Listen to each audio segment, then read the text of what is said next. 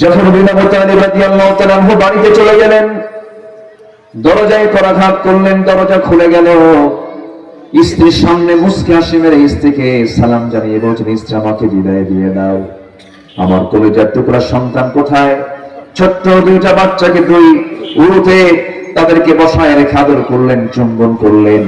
এবার স্ত্রীকে বলছেন, স্ত্রী আমাকে একদিন নয় দুদিন নয় চিরদিনের জন্য আমার বিদায় দিয়ে দাও, আমি মনে হয় যুদ্ধ তো আর ফিরতে পারবো না। স্ত্রী চোখে পানি টলমল করে। স্ত্রী বলছে, স্বামী আমার, আমি আপনাকে যুদ্ধে যেতে বাধা দেব না, আপনি যুদ্ধে চলে যান, কিন্তু আমি দোয়া করি আপনি গাজী হয়ে ফিরে আসেন, কারণ আপনি যদি দুনিয়া থেকে বিদায় হয়ে শহীদ হয়ে বিদায় হয়ে যান, আমার সন্তানগুলো এতিম হয়ে যাবে। আমার সন্তানগুলো আব্বা বলে কাকে বলে ডাকবে? আব্বা ডাকার জায়গা পাবে না কারা? আমি আপনার জন্য এমন কথা করে আপনি গাজী হয়ে ফিরে আসুন।